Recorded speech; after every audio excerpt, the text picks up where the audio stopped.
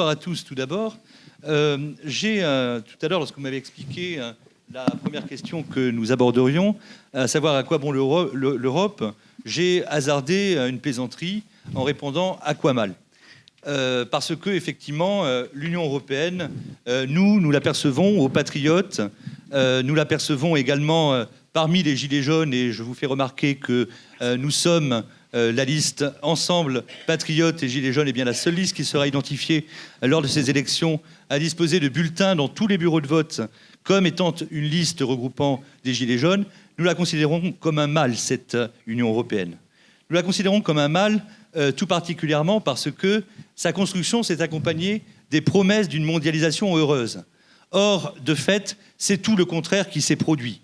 L'UE, non seulement ne protège pas les économies et les peuples, mais elle les livre pieds et mains liés à la mondialisation dont elle amplifie les effets les plus pervers et les plus négatifs. Ceci s'explique très simplement parce que dès ses textes fondateurs, dès les traités, l'Union européenne interdit un certain nombre de politiques qui pourraient effectivement nous permettre d'être armés dans la mondialisation. En premier lieu, elle interdit bien entendu toute mesure protectionniste, y compris la plus chirurgicalement adaptée, ce qu'on nomme le protectionnisme intelligent, qui aurait pour but de pallier à la concurrence déloyale que nous subissons de fait de normes environnementales, notamment, qui sont disparates selon les pays. De la même façon, l'Union européenne interdit tout interventionnisme, y compris celui qui serait pourtant de simple bon sens. On pense particulièrement aux États-Unis, qui passent pourtant pour le pays du libéralisme par excellence, où on n'hésite pas à injecter de l'argent public dans les secteurs de la production qui sont en difficulté. Eh bien, cela, au nom du dogme de la concurrence libre et non faussée, nous est rigoureusement interdit par l'Union européenne. Et que dire en dernier lieu de l'impossibilité même de la moindre mesure de régulation monétaire du fait du statut de la BCE qui est totalement hors de contrôle des États. Alors, face à ce système, à cette technostructure, et je vais être le premier à dire que je ne confonds évidemment pas l'Union européenne, cette structure totalitaire, technocratique, avec l'Europe. Je me sens très profondément européen. Mon nom d'origine espagnole, par exemple, en témoigne. Eh bien, je dirais que cette Union européenne est par ailleurs évidemment totalement irréformable. La moindre réforme, le moindre changement de virgule au traité qui la fonde, au traité qui en assure le fonctionnement, suppose, on le sait, l'unanimité des États membres. Eh bien, c'est la raison pour laquelle, aux patriotes, Ensemble, Patriotes et Gilets jaunes, nous voulons sortir de cette Union européenne. Nous luttons, nous nous engageons pour le Frexit.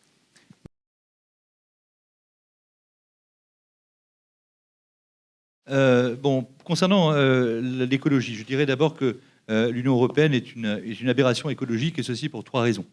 La première raison, c'est que, et il faut bien en parler, c'est que l'entrée dans l'euro, tel qu'il avait été conçu et prévu par le traité de Maastricht, eh bien, c'est payé en retour par la désindustrialisation de nos économies. On peut évaluer, c'est le chiffre que donne une de mes références en politique, Jean-Pierre Chevènement, dans un livre Somme, défis républicains, 700 000 emplois industriels qui ont été détruits consécutivement à l'entrée dans l'euro. Évidemment, lorsqu'on désindustrialise l'économie, eh bien, on éloigne de facto les pôles de production des pôles de consommation.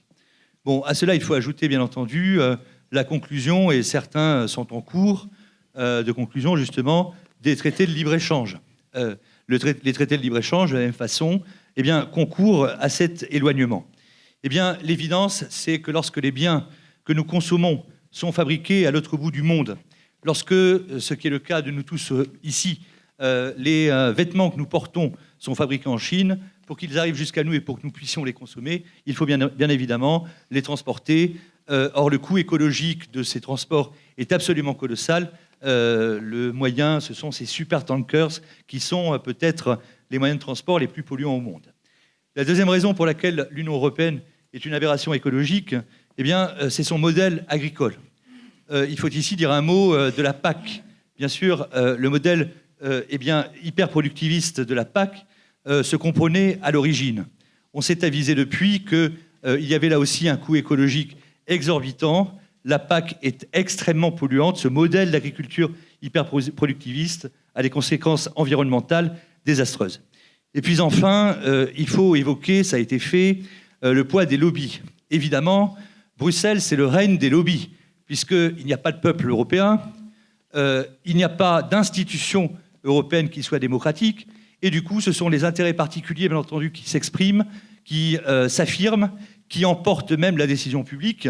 Et c'est très exactement ce qui s'est produit avec le glyphosate. Si nous prenons 5 années supplémentaires de glyphosate, alors que tout le monde sait parfaitement que le glyphosate est d'une nocivité sans égale, eh bien, c'est du fait des lobbies de l'industrie chimique. Donc, évidemment, pour nous, chez les Patriotes, eh bien, nous considérons qu'il faut réindustrialiser l'économie. Alors, vous allez me dire que je ne vais pas pouvoir aborder le deuxième sujet. Réindustrialiser l'économie, qu'il faut également eh bien, mettre en œuvre un grand plan de conversion de l'agriculture au sans pesticides et plus globalement dans une perspective d'agroécologie. C'est la raison pour laquelle, pareillement, eh bien, nous considérons qu'il est nécessaire de sortir de l'Union européenne. Merci à vous et pardon de vous frustrer, mais c'est un peu la règle du jeu. Ah oui, allez-y, Edith Jans pour les France Insoumise, allez-y.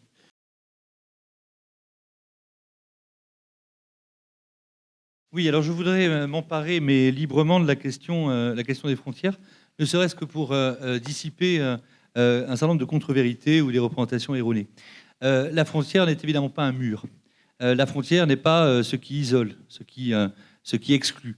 Je renvoie d'ailleurs à un très beau livre intitulé « Éloge des frontières » d'Alain Badiou, marxiste qui a bien vieilli, puisqu'il a évolué vers des positions authentiquement républicaines. La frontière, eh bien, c'est ce qui protège. C'est ce qui protège, d'une part, contre la concurrence déloyale, contre le dumping social. C'est la raison pour laquelle, et on en a fort peu parlé ce soir, ce qui prouve que sans doute un certain nombre de représentants ici sont véritablement hors sol, c'est ce qu'a manifesté notamment le mouvement des Gilets jaunes, puisque le besoin de frontières, le besoin d'État était extrêmement présent parmi les aspirations et les revendications des Gilets jaunes. Il se trouve, je ne sais pas si vous étiez présent, que nous serons la seule liste à la fois estampillée patriote de notre couleur politique et Gilets jaunes. Alors, je réponds à ça puisque je suis invectivé en quelque sorte. Bon, je dirais, je vous renvoie à la charte des Patriotes qui est apparue en novembre 2017, soit avant le début du mouvement des Gilets jaunes, et vous pourrez vérifier par vous-même que dans cette charte fondatrice de notre mouvement politique, eh bien, on retrouve l'essentiel des revendications que les Gilets jaunes ont formulées ensuite. Donc il n'y a aucun opportunisme. Nous étions extrêmement naturellement portés à opérer cette fusion.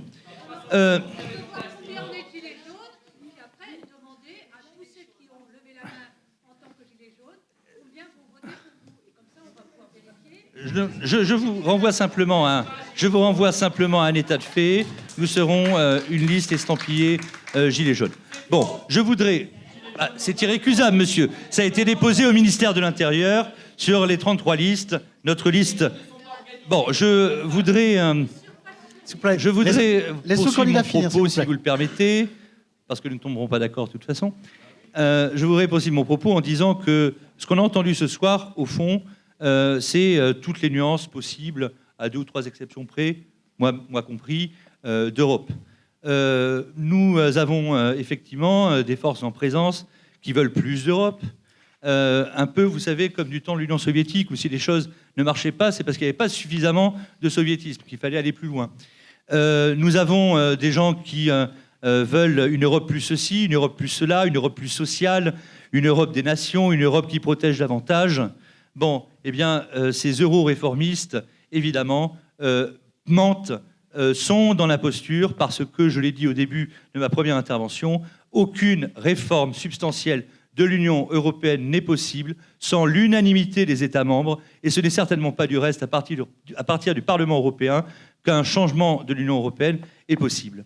Et nous avons en face, eh bien, les partisans de ceux qui analysent la réalité de l'Union européenne et qui propose, parce qu'il n'y a pas d'autre alternative en réalité, notamment pour défendre les intérêts sociaux de nos concitoyens, une sortie de la France de l'Union européenne.